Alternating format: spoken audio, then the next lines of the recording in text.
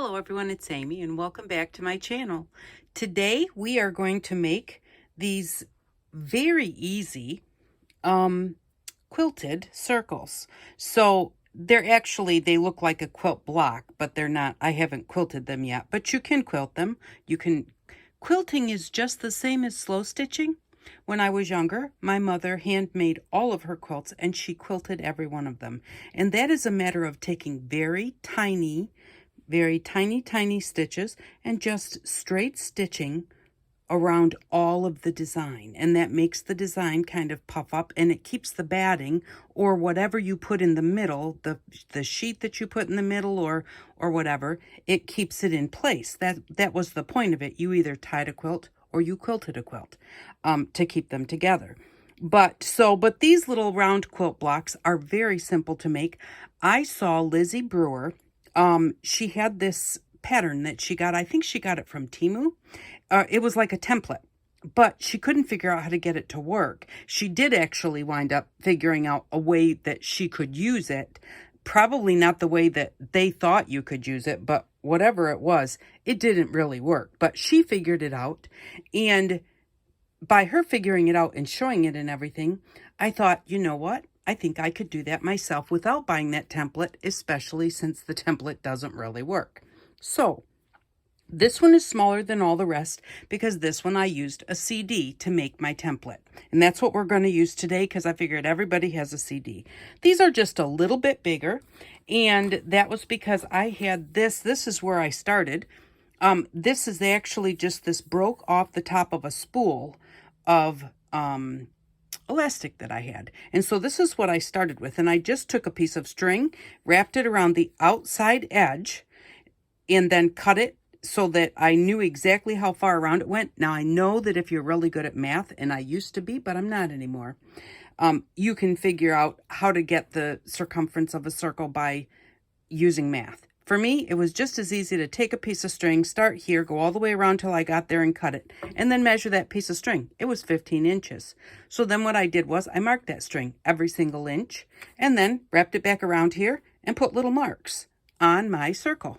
And then I did the same with the center with a very small piece of string, and it was about 1/4 of an inch apart all the way around. These are not perfect, and if you make them more perfect, your designs will look even better. This one, you can also use, because the little marks are out here a ways, you can use it to make another design. This is the design that Lizzie Brewer had with the one that she had, but this one is very difficult to weave together. It's not very difficult. It's doable, but I think it takes me about maybe an hour to do these ones, to get them weaved together, because they are harder and you kind of can get off a little bit and get a little bit lost, but they're still very beautiful. They're worth doing. And maybe I'll show you another time how to do that one. It's just a matter of how you draw it on there as to, whether you get this design or this design. It's how you make your marks. But these are simple, and I'm going to show you because it's something that I think you could probably do, very simply. So we're going to use a CD.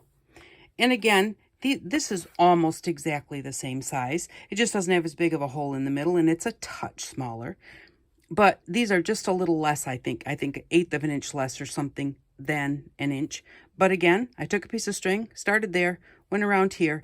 The only thing that you need to do, because you could try this, and I haven't yet, but I'm going to try it with different size spacing. There we go. Now you can maybe see the little black marks I have on there. I have none in the middle, and that's for a reason, because I don't use them with the CD. But these are just about an inch, but you could do them 1.5 inches or 2 inches or 3/4 of an inch. You can try different spacing just so long as they're all the same and you have an odd number. You need an odd number of marks. So when you measure it and you know how long your string is, just divide it into an odd number, 15, 13, 11, however you want to do it, just so long as it's an odd number. So what I did was I measured it. I put my little marks on there. I have 15 little black marks on here. And then you want contrasting fabrics. The less contrasting they are, the less they're prettier if you have a bigger contrast. Like this one. This one kind of blends together if you don't look at the circle in the middle.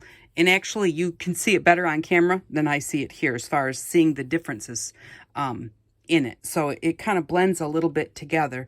Whereas like this one, you really see that difference. This is, I think, my favorite. I just love that one. And the thing is, these are all scrap fabrics. This one right here is a sheet. And I'm going to use some pink today. It's also a sheet. So you don't have to have any kind of fancy fabric to do this. So I have picked this darker blue, and I am going to just kind of straighten this off a little bit, because also I kind of like what I wind up left over with when I'm done.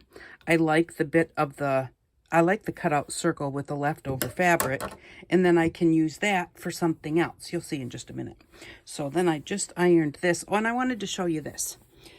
I was going to cut this, and then I thought, no, I'm going to show you because it's a really quick one, not a whole tutorial one. So when you're going to cut off, you know, like the edge of something like that. So I'm going to just give that a cut and then rip it off so that I have a nice straight square here. Let me just, I'm going to just quick grab this. Let's go all the way across.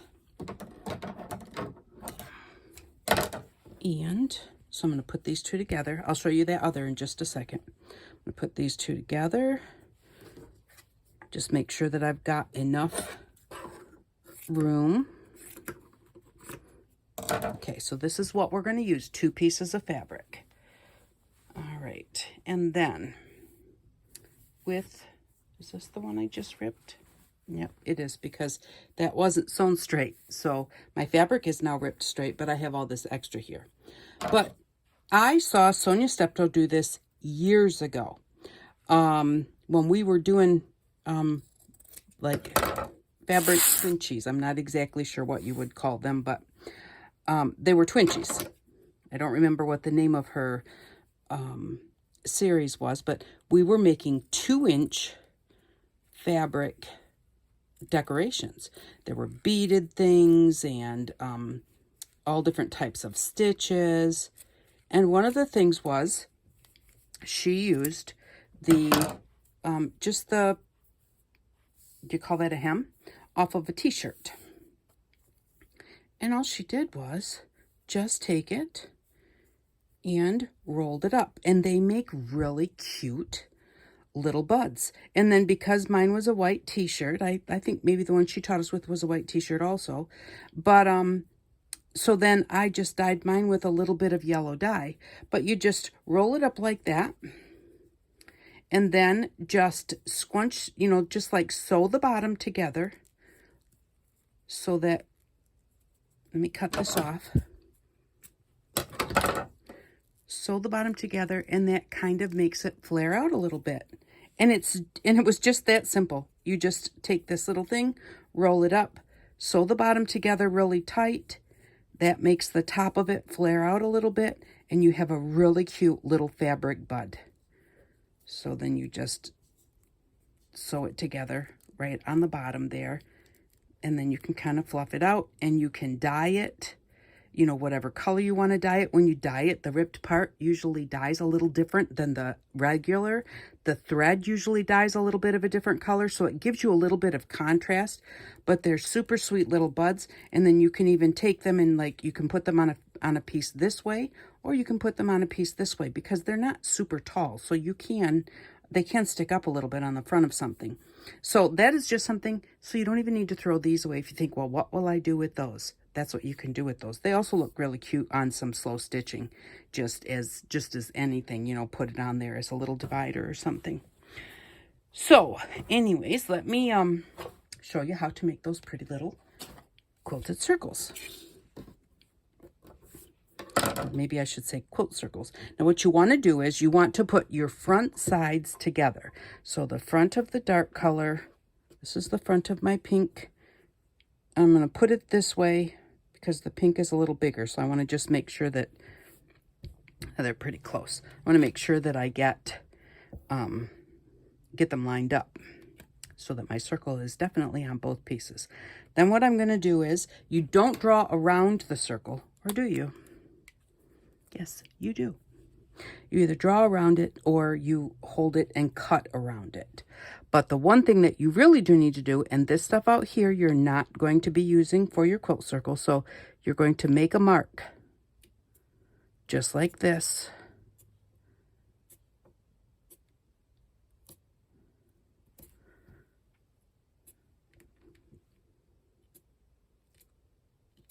All the way around, and a little dot in the center, and then just go ahead and draw around the circle.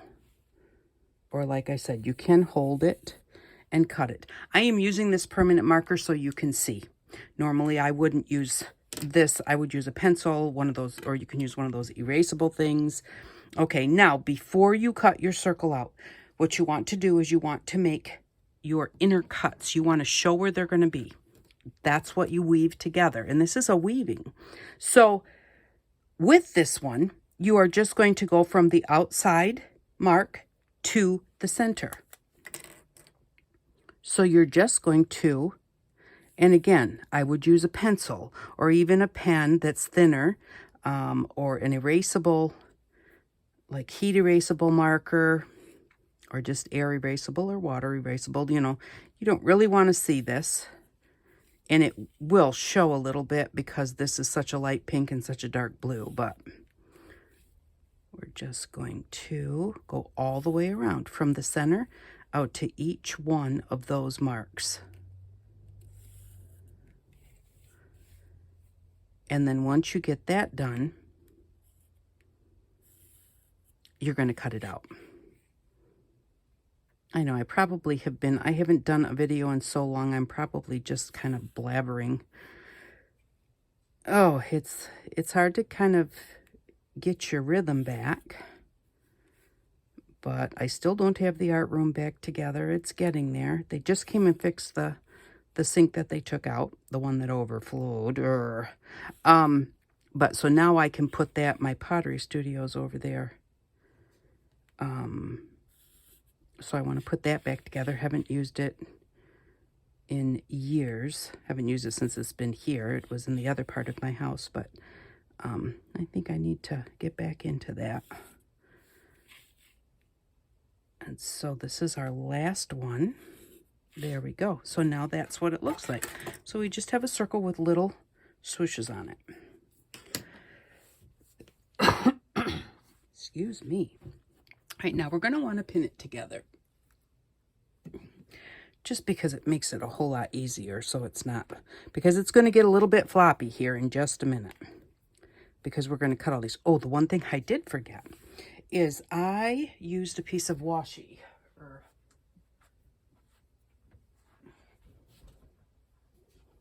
I don't know if this is the one I used or not. This seems kind of big, but we're going to do it anyways.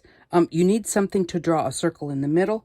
I like something that I can see through so that I can see where the center is so that I can pretty much center it. If you use something like a cord or something, you got to kind of guess, is that in the middle, you know? So I like to do something like this, and I'm going to just use a pencil because you don't want to cut all the way to the center. You're only going to cut to this circle.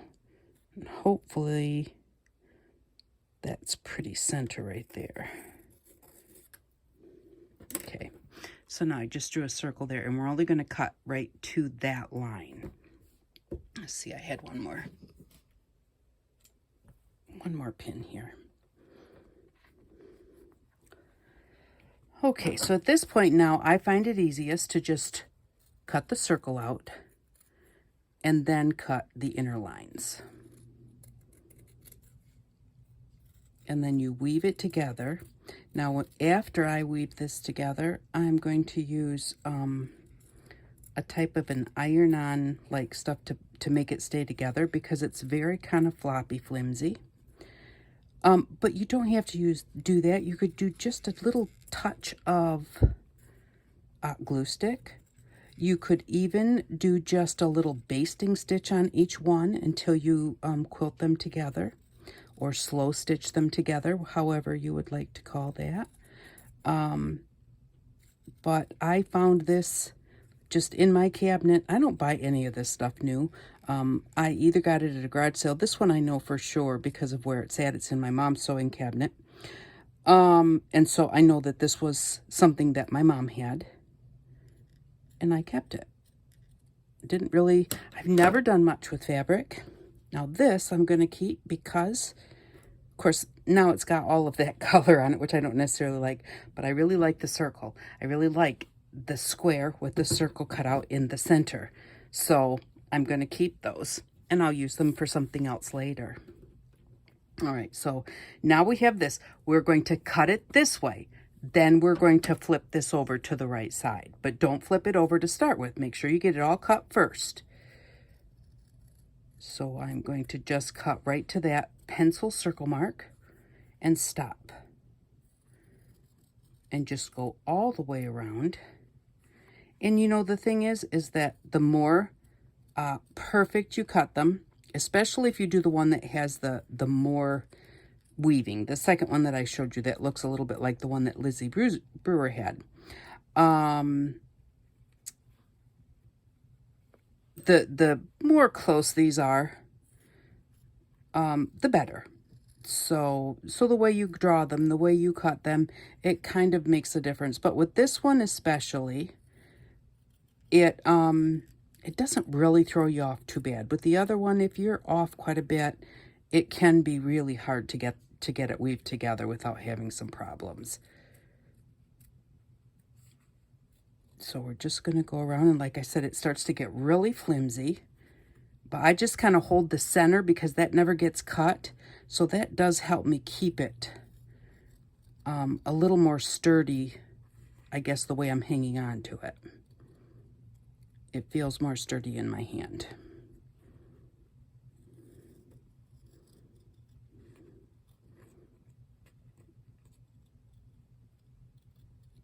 And so I'm going to try and get back on here a little bit more. I have never really been much of a fabric crafter, a little bit of fabric weaving and stuff, just fabric and mixed media a bit, but I am lately having a lot of fun. I'm not so sure if it's because of, you know, everybody's doing it. Oh, I hope that I've been in shot. You know, everybody's doing it, so you're seeing it a lot, and it's like you see it, and then it's kind of like, oh, I want to try that, or I want to do that. But, you know, possibly with my room torn apart, things that are messy, mixed media, painting, dyeing, that type of thing, you know, it's harder when you don't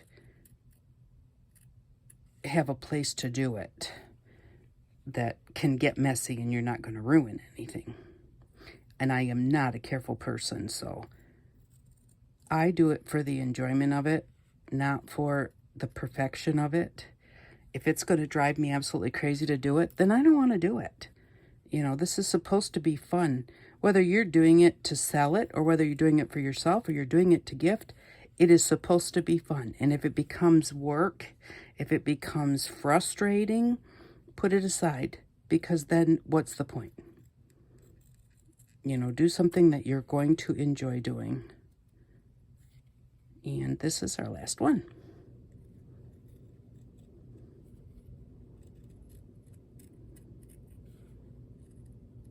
So there we go. Now they're all cut to the circle. Now what we're going to do is, and this again is a little bit flimsy, is we're going to take this, and when you flip it over, you will have this circle in the center here.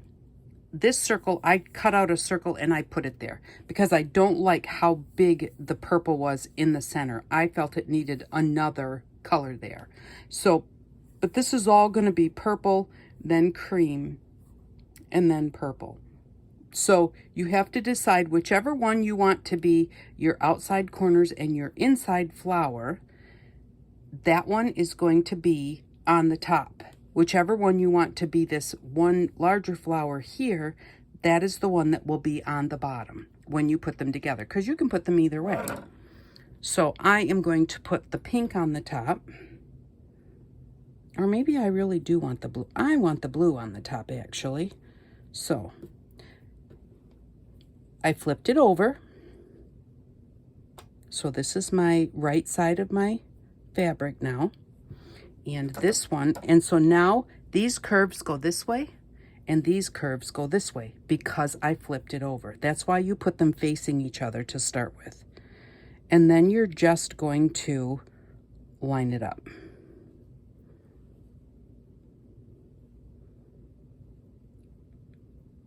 Just get them on there. Okay, now with this cut, I don't usually have too much trouble getting them to weave. With the other one, you have to be really careful about where are the splits at. Now, this is the hardest part, is to start, because you have to figure out this cut is going to weave with what cut. Is it going to weave with this one? I'm going to pull back a few of these. So am I going to weave this slice here, or am I going to weave this slice right here, here? And I think what I'm going to do is I'm going to take this one and pick it up, because see where that cut is? And see where that cut is? Can you see that? Those are the two that are going to weave together. Once you figure out, because it's over further than you think, once you figure that out, it's that one goes under, this one goes over. So that's the way you're going to do it. So pink is over, so we are going to go dark blue under and pink over. Next one, dark blue under and pink over. And when you're starting, it kind of sometimes can look funny. Pick up your under. So dark blue under, pick that up, and then get your next one. Dark blue under, pink over. Because this is on the top, it's going to be your under, but pick that up. Dark blue under and pink over. Dark blue is going to go under. Whoops. Dark blue under, pink over. And you just kind of like wiggle them a little bit as you go, and they kind of will wiggle right back into place. So pick up the dark blue one, dark blue under, and pink over. They're not twisting. I'm not twisting them or anything. I am just picking this one up and then picking this one up, putting the dark blue one down, and then putting the pink one down. And when I go to pick them up afterwards, like to do the I don't know what they call that stuff. I'll show you in a minute because it's on the package. But they're very hard to pick up when they're like this. Pick up the dark blue one so I can find that pink one, because they get buried under that previous dark blue one. So, so having a piece of cardstock, an envelope, anything that's a little bit sturdy, a piece of junk mail that you can slide it off on, just slide it onto that and move it where you want to move it around. It's easier than trying to pick it up, because it will kind of want to get unwoven. Pick up the dark blue under, and pink over. We've made it all the way around. So then what happens is at that point then we're going to come out here, and it's going to be pink under and dark blue over. Pick up the pink, because that's the under. Pick up the pink, pink under, blue over. Pick up the pink so you can see the blue. Okay, pick up this one. And they're just little triangles of color. Pick up the pink. And don't try and pick up this one over here. Remember, you're just going for this little triangle right here. There were a few times when I picked up the pink one and I was thinking I had to go under this one here, and that's not correct. That's my petal there. So just pink under, blue over.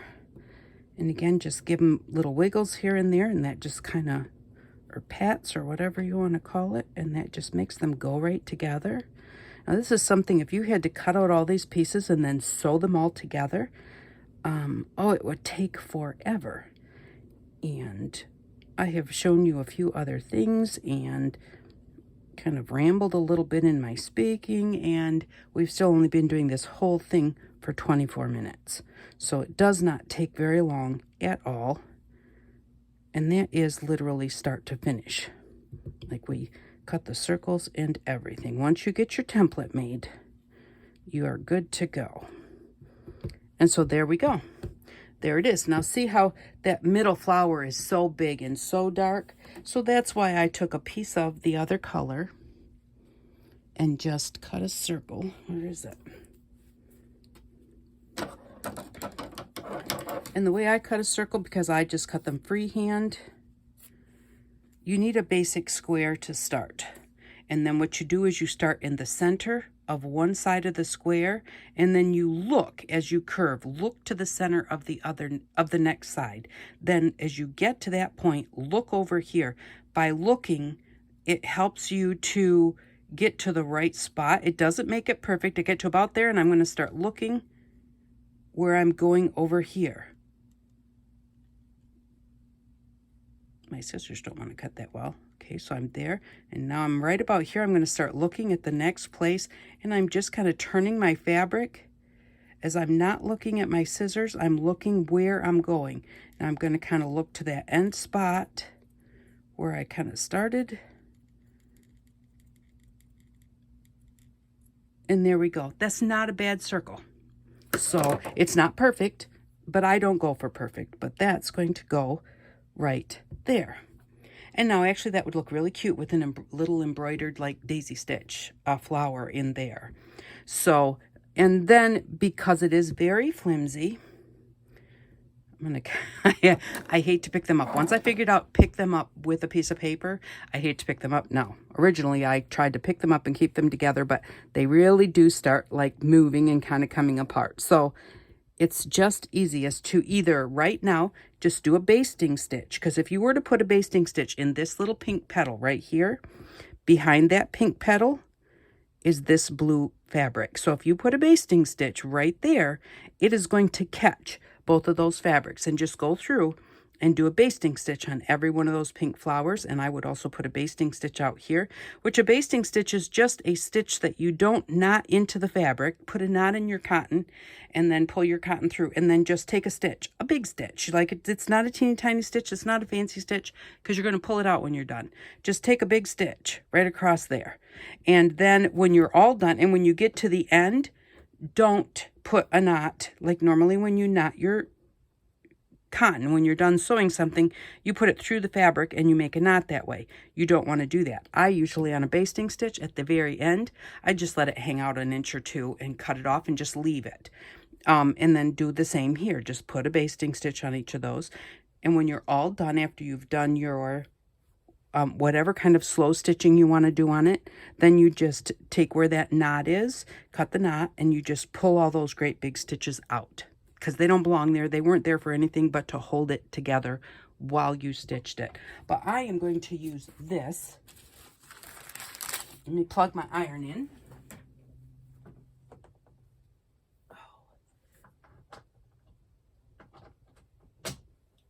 Okay. And this actually is not wide enough, but I'm going to try using 2 pieces of it. I didn't do that with the other one, but I'm going to try it with this, because basically it's just to hold it together till I decide how I'm going to really stitch it together. So I don't want to waste this. Although I could use this also on a smaller piece of slow stitching that I want to hook the back together. Oh, and this is called Easy to Use Fusible Non-Woven Interfacing. So it's non-woven interfacing. Now this package was 87 cents. So that just tells you how old this is. But yeah, for 3 yards too. But I think you even actually can buy it by the yard, like at Joann's or whatever. But keep your eyes open at secondhand stores. You know, look for things that it's like, I don't know if I'll use that or not. But you know, if I got it, you know, if I would have bought this at the secondhand store, I probably would have maybe paid 50 cents or something for it. You know, I mean, I wouldn't pay a bunch of money for it. So, and if it was a bunch of money, I would just pass it up till next time that I found something else, you know. But this is what I'm going to put on here. It says that you can machine wash it, and it's 100% rayon. It's soft and supple, it says. But I am going to kind of look, trying to think, we're going to hope I do this right. I believe that this side is kind of soft. Oh, let me look at this. That's kind of soft. I need to know which side to iron. I believe the side that is rough is the side that goes towards the fabric. I think that the rough bumps are the little bits of glue that I'm going to melt. So I'm using parchment, and I am going to slide this onto my parchment. And it's easier to slide it right off the table, because then none of your little extra bits that are on the bottom, because they're all flippy just like this, none of them are going to get stuck. But if you're just real gentle with it, and again, just give that a little flip. There we go. And that one doesn't matter right now because it's not going to be, I'm not going to iron that onto it. I'm going to use glue stick for that one. So here's this, and because that interfacing stuff goes on the other side, I'm just going to flip it over, and that's what I did when I slid it off the table onto a piece of paper. Then I put another piece of paper on top and flipped it over. Alrighty, so I do believe that it's the bumpy side. I don't think that I really need to have all this extra sticking out because it just glues to the parchment. So I'm going to put that one there, and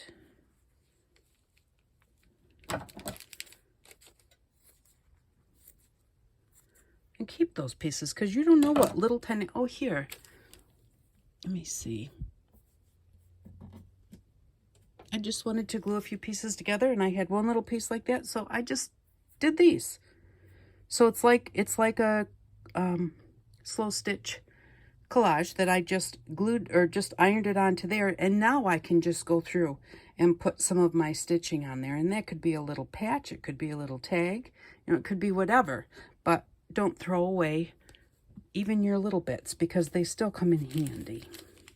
All right, now make sure that the bumpy side is down and the bumpy side is down. Keep your fingers crossed that it's supposed to be the bumpy side down.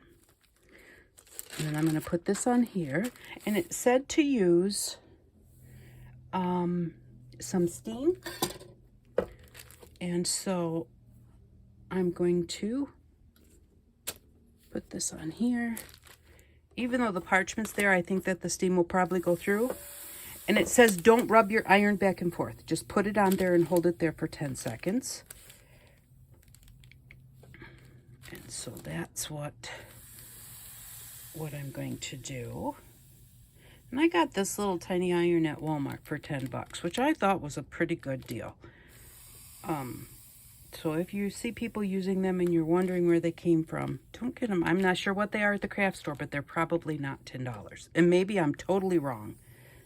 I have a thing about the craft stores because to me, the stuff is just too expensive, and that's what I'm here for. I'm here to show you how to do stuff at a reasonable price so that you can have fun, because if you spend too much money on it, it's not as fun. It just really isn't. And I haven't been counting like 10 seconds, so hopefully it is stuck down. Well, it didn't stick to this when I picked it up, so hopefully that was the right way down. And now that I know that that's not going to be sticky on the top side, I am going to do it this way one more time. Now you do have to remember that even though we're doing this, it's only gluing the loose pieces on the back. So remember, you're still going to have all these loose pieces on the front. So you are still going to have to do something. Even if it's just, you can just go around the edge. None of this is sewn down, and it doesn't necessarily have to be. You are going to want to go around the edge, either with a machine or just by hand stitching, or put some maybe like seam binding on there. You're probably thinking, oh my gosh, you just let that iron sit there. I did. Maybe like seam binding. I think that goes around corners really well. You could put seam binding around the edge. So let's see what this looks like.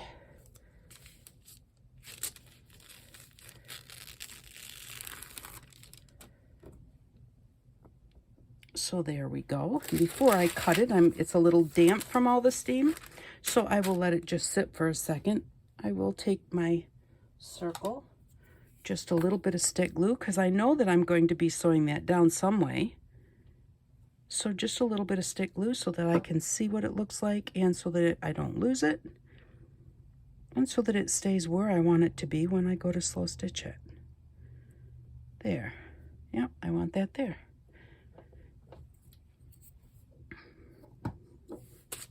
And if you wanted, you even could like glue these little bits down, but you want to make sure that your glue isn't something that's going to be hard to sew through.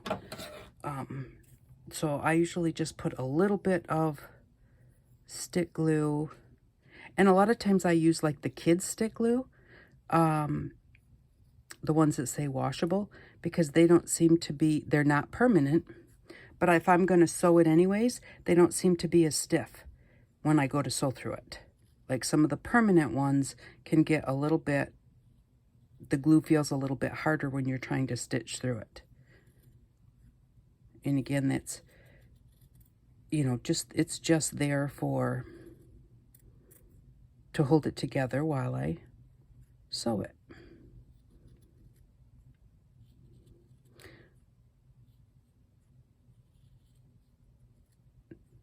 And you can, I chose a blue ink pen or marker when I did this, because I thought, well, we'll see what that looks like when I'm done, because I knew that we would see it. But really, it doesn't really look that bad. You can see, like right here, you know, you can see that blue line on there, but it doesn't look bad with the blue fabric. And it's very light. It's on the other side, because remember, we had our pink right side down. So when we drew on it, we drew on the back, and I knew it would soak through, but that was all right with me because I wanted to make sure you could see it. So there we go. It has been 36 minutes. And we got that really pretty. I like the way that it looks. And I like it better with a lighter pattern and a darker pattern, like this one, like my favorite one. I do like the lighter pattern and the darker pattern versus the plain, but I thought, excuse me, I thought the plain would show up so much better, like during the weaving and that type of thing, and there would be a nice distinct difference while I was showing you how to do it. But it still turned out very pretty, and maybe that, in looking at it through the camera, looks kind of big, so I can always cut it down, or do some edge stitching on it that comes in a little bit so that it's not such a big blank pink spot. So, but thank you very much. I'm going to try and come back when I can. I have lots of different little stitching things I've been doing and I've been wanting to show you. Remember, look at your secondhand stores to see what you can find. I'm going to show you something that I found at the secondhand store, because I'm going to use this in one of my next videos soon. Hold on just a second.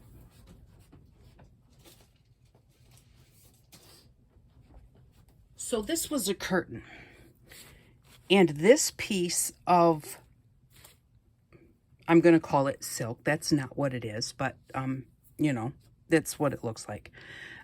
Silk, satin, whatever, organza. This piece is 52 inches wide, and it's like 15 feet long. It is huge. I didn't necessarily really buy it for this, but this is beautiful, and it's a ton of fabric. I paid, it was regular price was $1.99. I got it on sale when that sticker price at the Salvation Army was 75% off, so I got it for 50 cents. Okay? But I didn't really buy it for this. I bought it because this went all the way across the bottom. So I have 52 inches of this crocheted lace. And it's beautiful. And it's gold. And it's so pretty. It's over a yard. And just a yard of this at the craft stores would probably be, I don't even know. I don't even want to guess. Because the last time I looked for something like this, I think it was like $15 a yard. And I about died. I thought, oh my gosh, how do you pay $15 a yard for, I thought, oh, I'll just go buy a foot of that really pretty lace that people have been using for different things. And it was big lace like this. And I think it was $15 a yard. So even if I had only bought a foot, which is what I do a lot of times I buy, with fabric, I buy a quarter of a yard. Quarter of a yard is 9 inches. Is that a lot? No, but it's 9 inches by like 50 or 60 inches wide. So it's quite a bit of fabric for the little tiny things that I do with it. You know, I don't sew clothes or anything like that. So I only need small bits. So a lot of times I'll go in and I'll say I want a quarter of a yard of this and a quarter of a yard of that. Or sometimes I'll say a third of a yard, then I get a foot. But yeah, if I had bought a foot, it was going to cost me $5. I couldn't pay $5 for 12 inches of lace. I just couldn't. But so I got this 52 inches of this beautiful lace for 50 cents. So those are the kind of things don't forget to look for. Look for what, you know, like if you think about what it is you're looking for, think about what do they make with it? And then go to the secondhand store and see if they have that thing that gets made with what you want. Like curtains get made with fringe, ruffles, that type of thing. Lace, fancy dresses get made with all sorts of stuff, you know.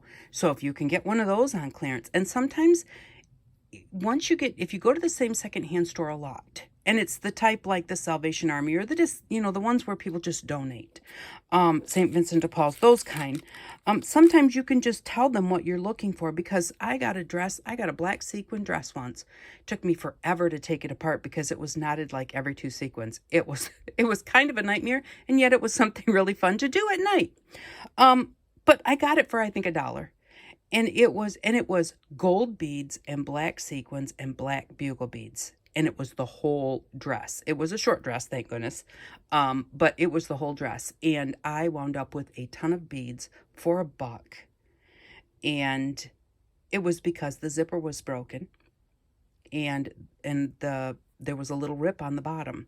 And so they knew they weren't going to sell it. But instead of throwing it away, they sold it to me for $1. I didn't mind paying $1 for it. They got something for it. It didn't go in the trash. And so, but you know, like when they know the kinds of things that you're looking for, sometimes you can tell them, what do you do with the stuff that just isn't any good? Because maybe it's no good to them. It's ripped, it's broken, whatever, but it's something you could cut into pieces for fabric. Like I said, the pink, this was a sheet. One of the other ones I had over here, it was a sheet, a really pretty sheet.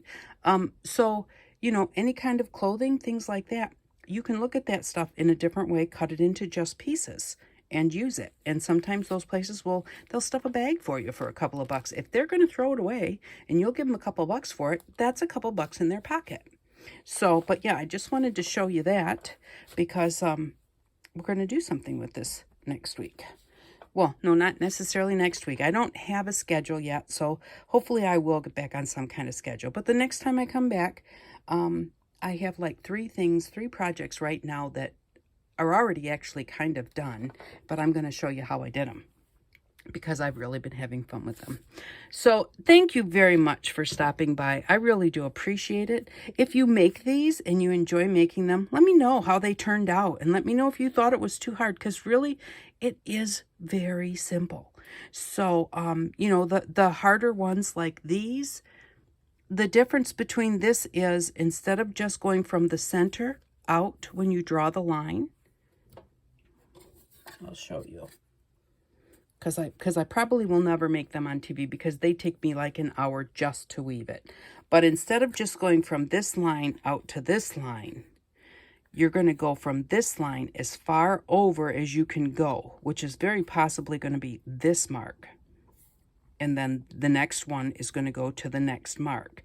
So you just have to make sure that once you figure it out, I don't know what I did with my, here's the CD. Even though it's not the CD that I used to draw it, if you're going to use this to do your circle and use this for your marks, use this to draw your lines. But what you would do is you would say, okay, I can get from here. See, you can easily get to that mark from this mark. Okay, but can you get to the next one? We're staying at this mark and going to the next one. So you can get from that mark to that mark, and it makes a difference. So this is the mark that we're working with right here. Okay, and I can get from that mark to that mark. Now, if I do it one more time, this is my mark. I'm going to miss this next mark. I'm not going to be able to use that next mark. So I know that I have to go from there to there. But, and it Doesn't look like it's any different, but there is a really big difference if you go from here to here versus here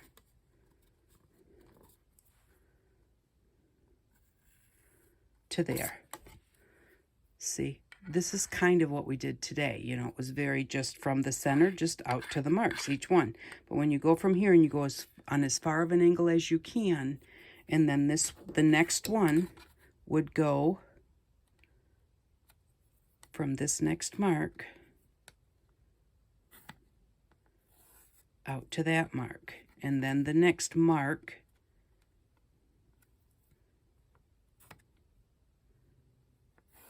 out to that mark. And you see this has a much bigger angle, especially if you look right here. When you go to cut these, and you have to be very careful even when you cut them, don't cut off the prior, there's only just a little tiny bit of space between them. So, but this is how you get, by going way over there, that's how you get the ones that are much more detailed. Like this.